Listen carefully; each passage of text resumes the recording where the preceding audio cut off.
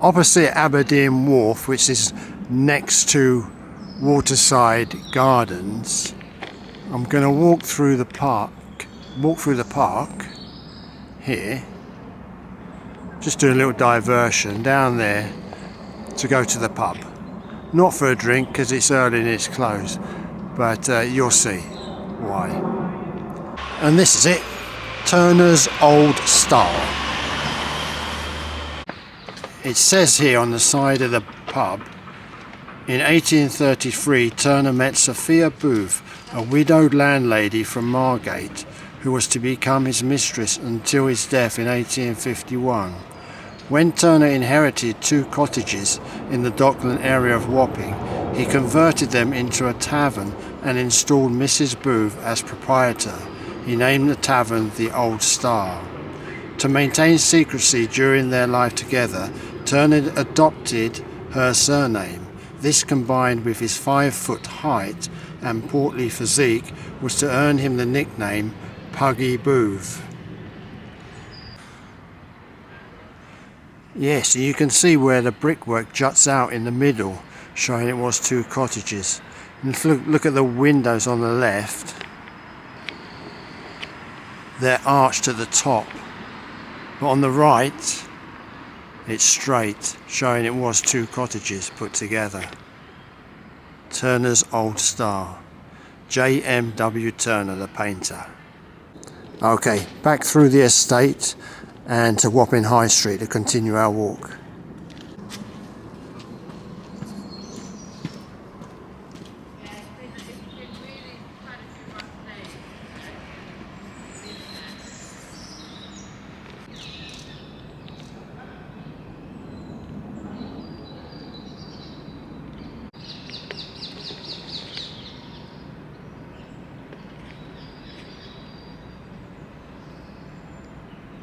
It says here the former public house has a special history. During World War II, it was run by its eccentric landlady, Mog Murphy, and stayed open all hours for service personnel seeking news of their loved ones. After a vigorous campaign in the 1980s, led by Maureen Davis and the Wild Women of Wapping, the Turk's Head Company, a charity they set up to improve local life, bought the derelict building from the council and restored it. St John's School, founded in 1695, next door to the church. Church is no longer in use, this one.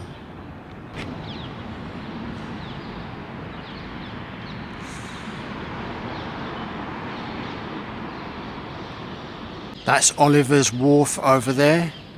Sure, the singer once owned a property there when it was first made into apartments. The River Police Force started in 1798 to deal with the thieving on board the good ships.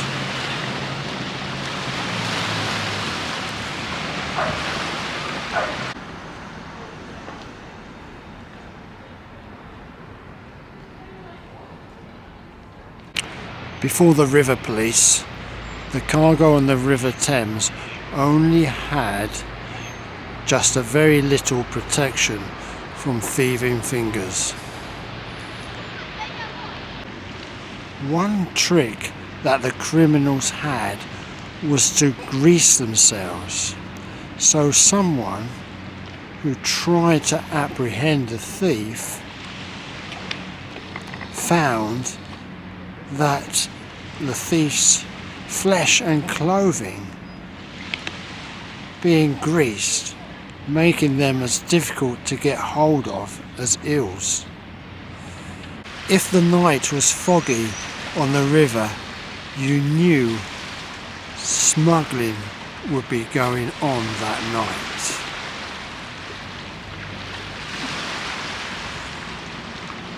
The new River Police of 1798 soon got to know the look of guilty-looking characters and suspicious boats.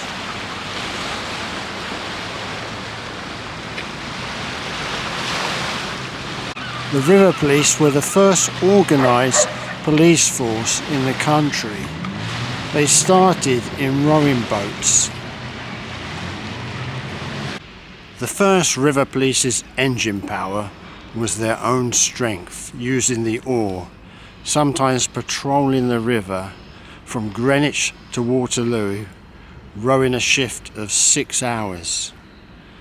These men were as hard as rock, out in all temperatures, probably 4 of them to a boat.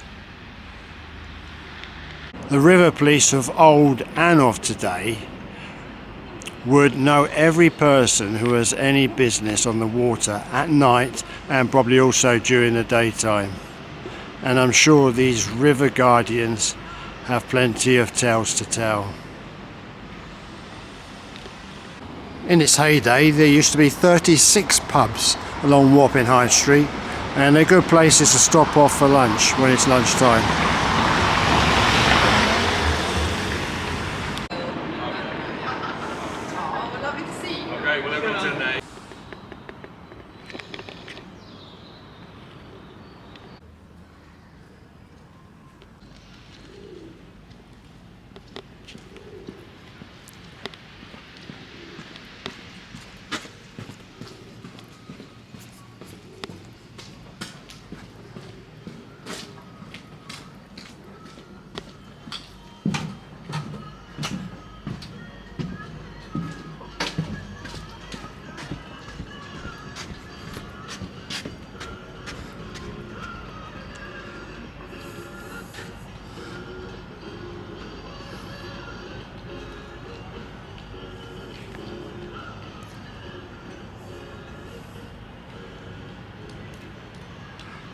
We're going to have to talk because there's music going on.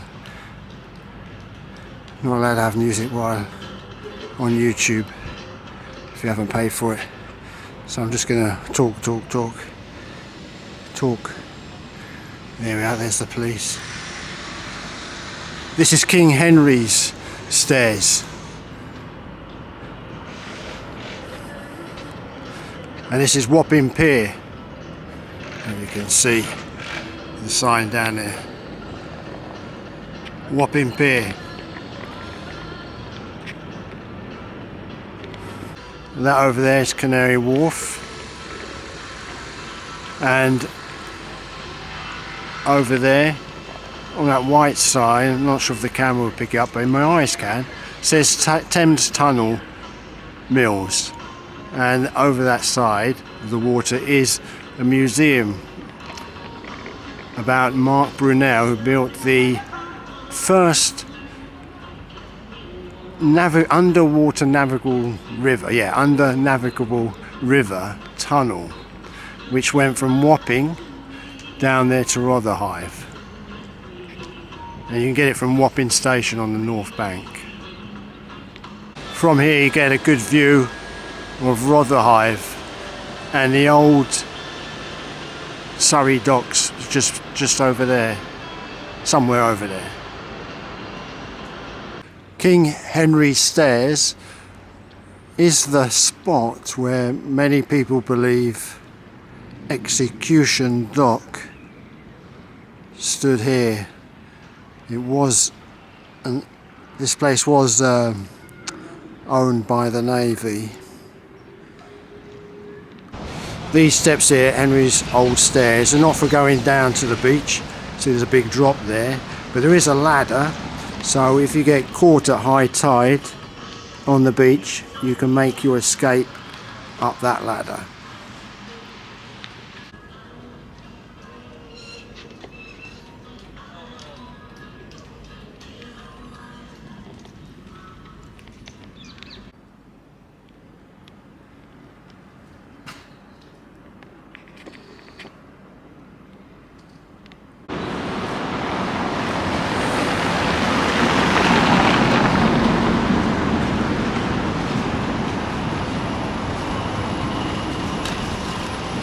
In the 16th century there was a cannon foundry making guns here for Henry VIII's navy.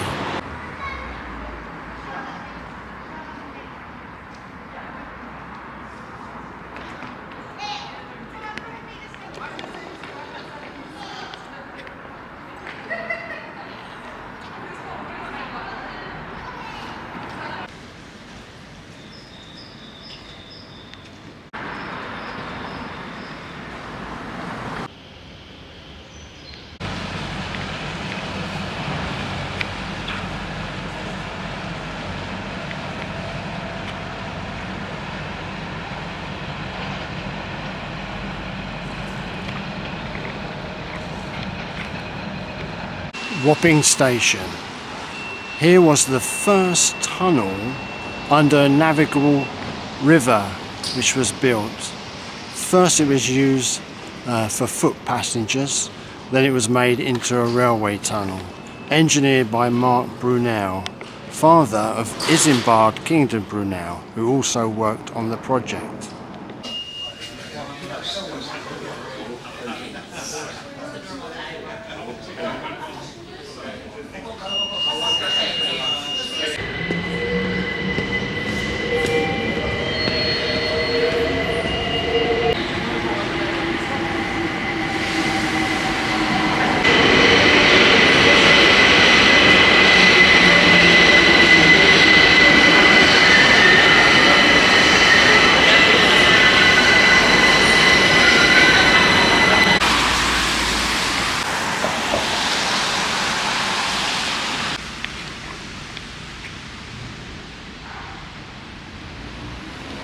I believe the tunnel was completed in 1843 after about 18 years of work.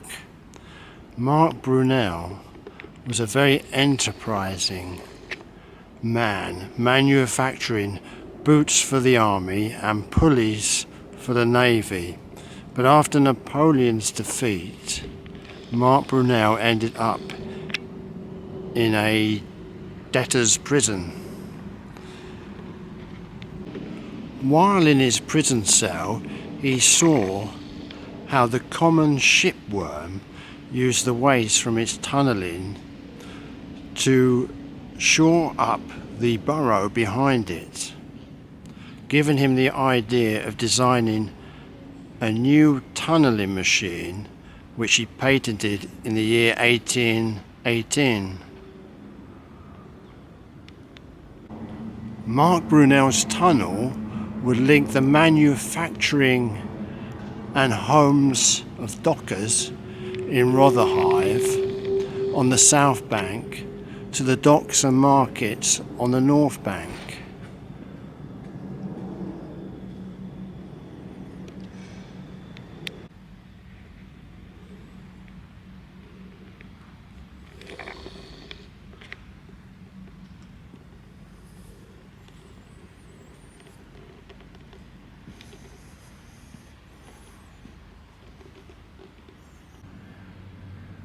The first 3 months of the project went well, with halfway under the Thames done, but then problems arose. Water leaks, floods and a huge gas explosion, and workmen sick. Marc Brunel, under the stress, had a stroke, but he recovered and the work continued.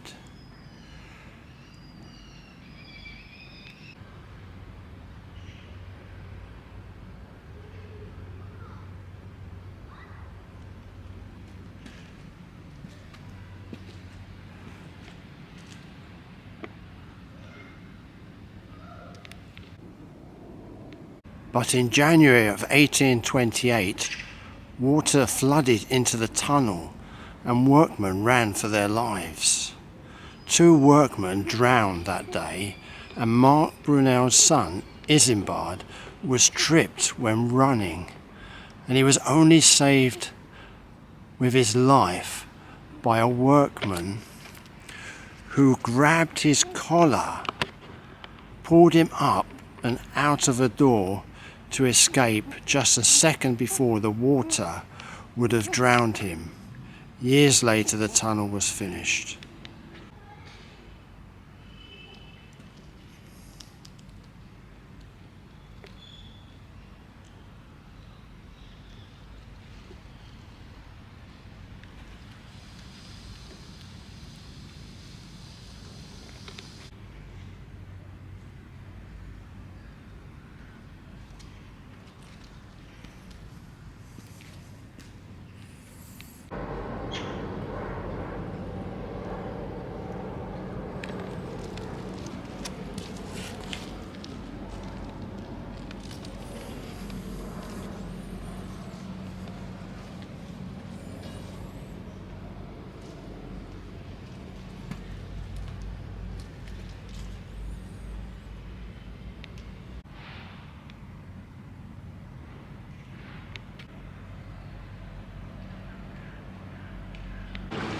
Okay, so I took the train from Wapping down to Rotherhithe, from the north bank to the south bank of the River Thames, just to look at the Brunel Museum, which is actually closed. They're refurbishing the Brunel Museum, but it will be opened, I believe, in spring 2025, so spring this year. But it's closed at the moment.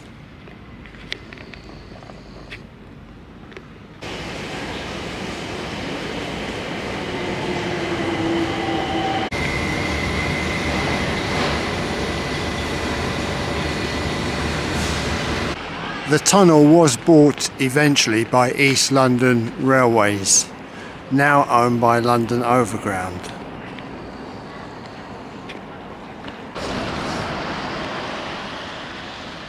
So just past Wapping Station, we can do a left into Clave Street, forward Clegg Street, right at Prusum Street, left at Penang Street, left at Farthing Fields, and cross over and look at St. Peter's Church.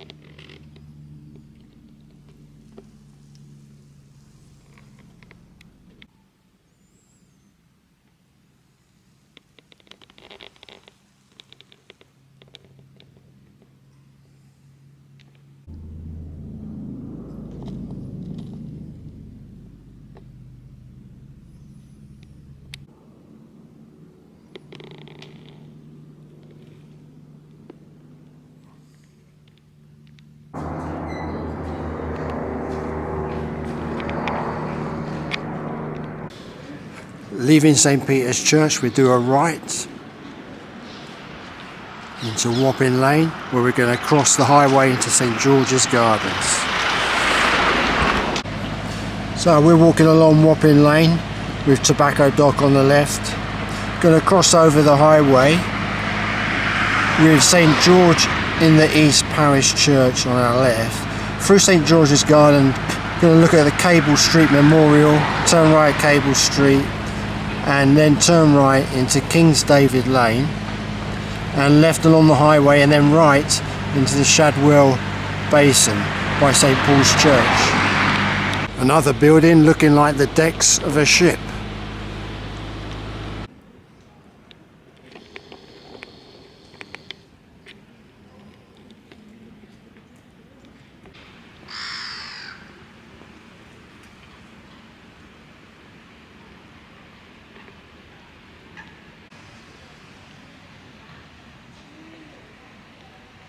The Three Sisters. I know Three Sisters.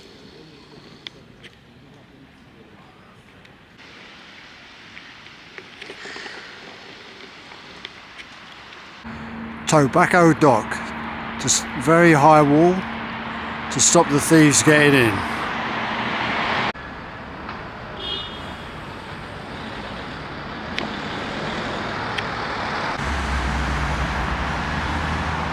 St George's Church Gardens was one of the first burial grounds converted into a park for the public.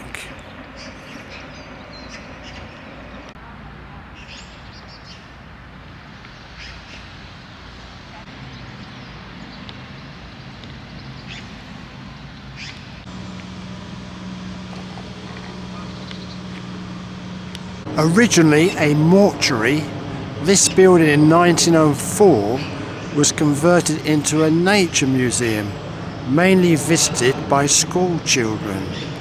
I wonder if the teachers told their children what it used to be. Battle of Cable Street, 4th of October 1936. This mural was defaced once by those hoping to obliterate its memory. BUF, the British Union of Fascist membership, went up after the battle. However, nosedived again after Mosley's execution. From the painting, the police do not look good in this mural. The battle was also a demonstration against the police, who it saw did not do enough to protect East End Jews from both verbal and physical abuse from fascists.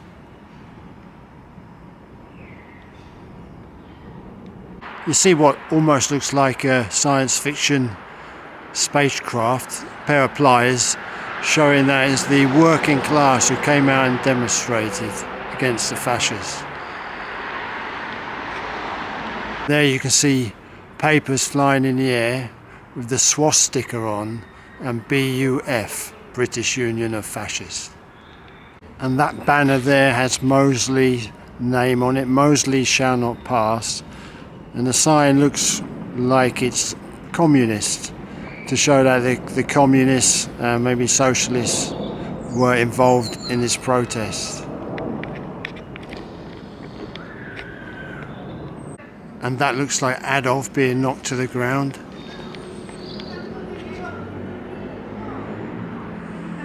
The Labour Party involved in the protest. There's a banner with Labour Party written on it. It says here on the information board, people from the Jewish community, communists, trade unionists, Labour Party members, Irish dockers and labourers joined forces to oppose the march through Stepney planned by Sir Oswald Mosley, leader of the British Union of Fascists, and thousands of his followers known as Black Shirts.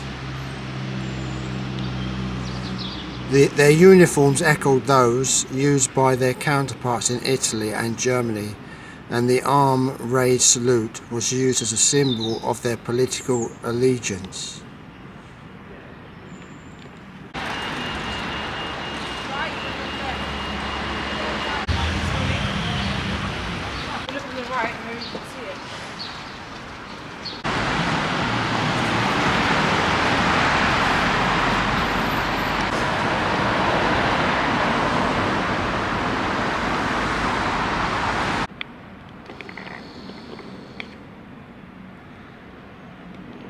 This is quite neat. It's a map showing Captain's Cook's voyages, first, second and third voyages on the Endeavour, the Resolution and the Resolution again. And it's on this tree stump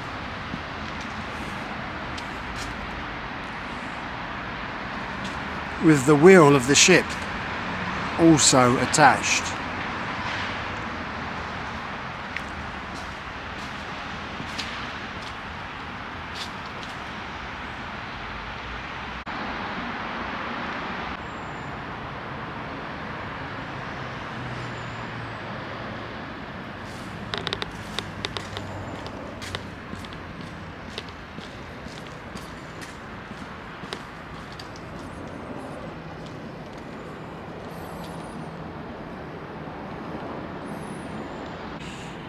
St Paul's Shadwell Church, the Church of Sea Captains.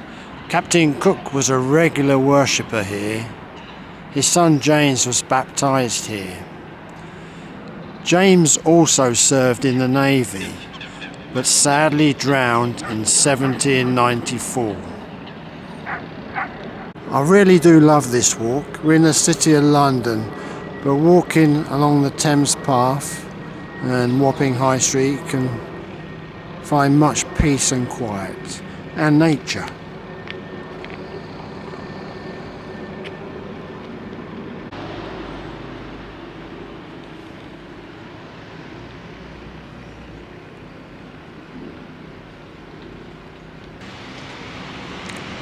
Over there is the old pumping station.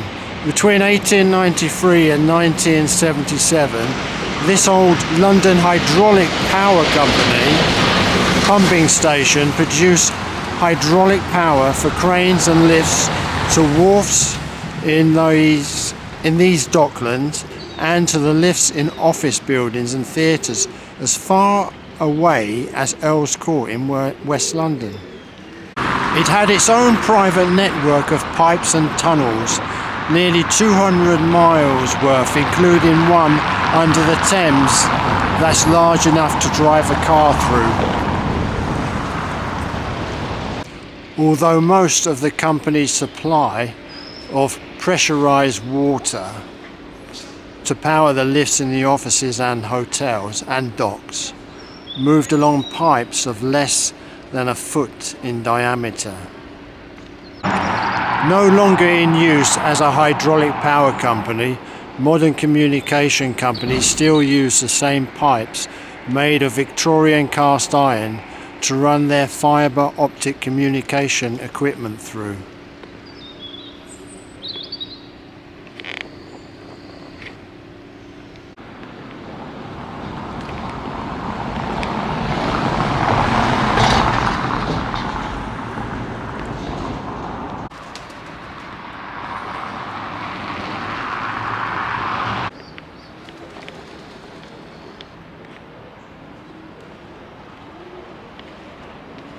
Okay, we're here just past Brussels Wharf and the bridge. Turn right at Shadwell Pier Head, following the Thames Path, and then we're going to go through King Edward Memorial Park to the highway where we would turn right. Now we're here at the Rotherhithe Tunnel ventilation shaft. In 1563, an expedition set sail here to find a northeast passage around Russia to China. But in stormy weather, all the ships were separated. So Hugh Willoughby and his crew froze to death in the Arctic, but others returned safely, but mission failed. And very close to the ventilation shaft there was a Ratcliffe cross. It stood on the riverside, marking the position of Ratcliffe Stairs. Because all the work going on here, I don't think we're going to see any sign of it. The Ratcliffe Stairs were a very important station for Thames watermen. There is a memorial over there to the expedition which left a Ratcliffe cross, Ratcliffe Stairs, but it's blocked off because of all the work going on here.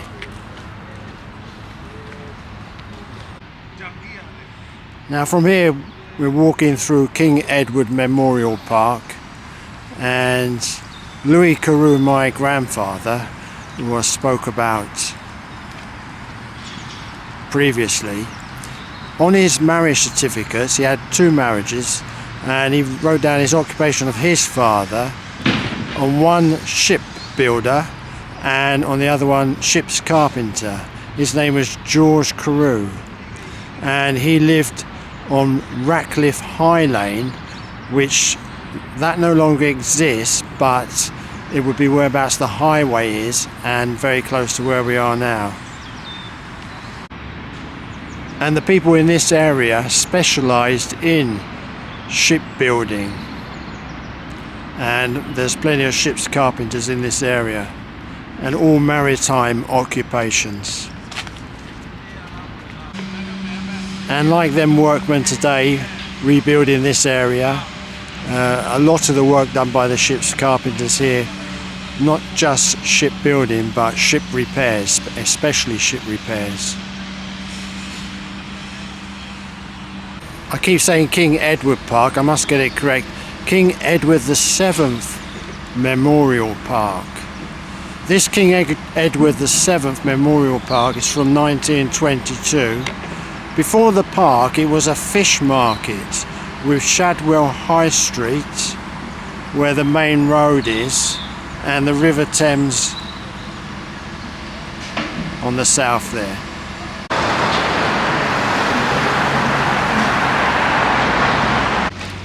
In this area, in the early to mid 1800s, my great-great-grandfather George Carew's neighbours would have been other ship carpenters, sailors, rope makers, mast makers, anchor smiths, chart sellers, outfitters, and publicans, of course.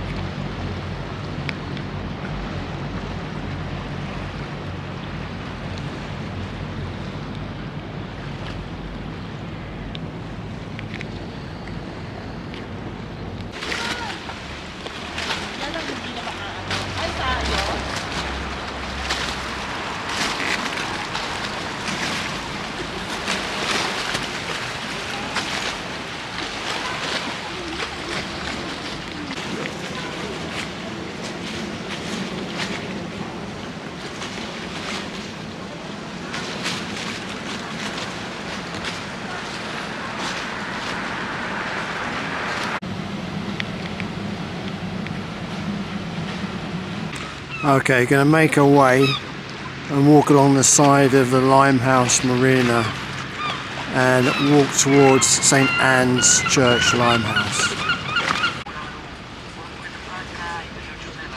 Okay, we walked along the Thames path, joined Narrow Street at the bridge here at Limehouse Marina, which we're going to follow the path round, which will be to our right now, or the east side of Limehouse Marina, and make our way to St Anne's Church, Limehouse.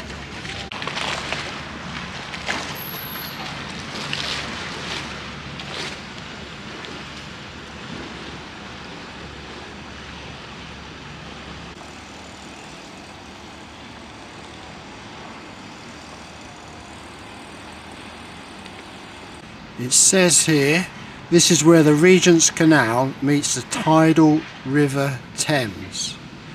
Designed for seagoing ships, it was known for most of its life as the Regent's Canal Dock, which opened in 1820.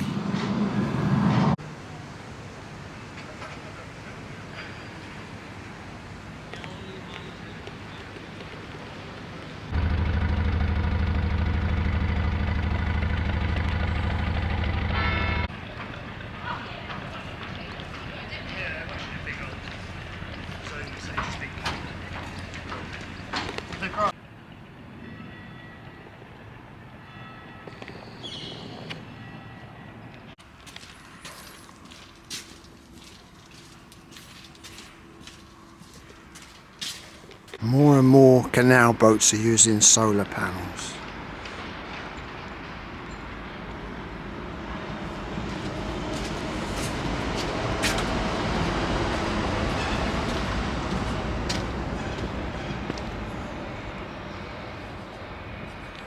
We've just walked through King's Wharf Gardens.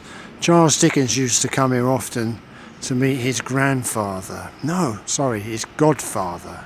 I believe it's a house with the bay front. just before the church.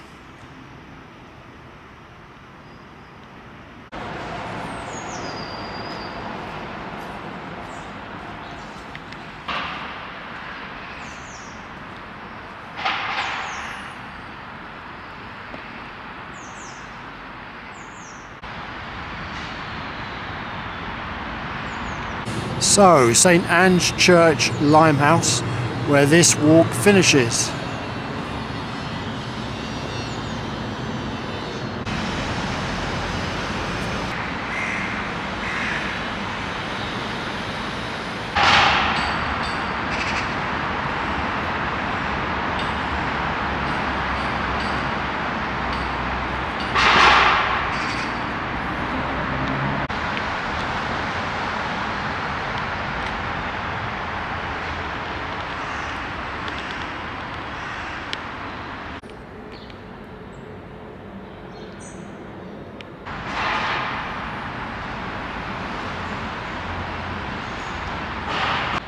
When you finish the walk at St Anne's Church, Limehouse, you can either get a bus on the main road or walk down to the right 3 Colt Street and then turn left into Limehouse Causeway, and you would come to West Ferry DLR train station.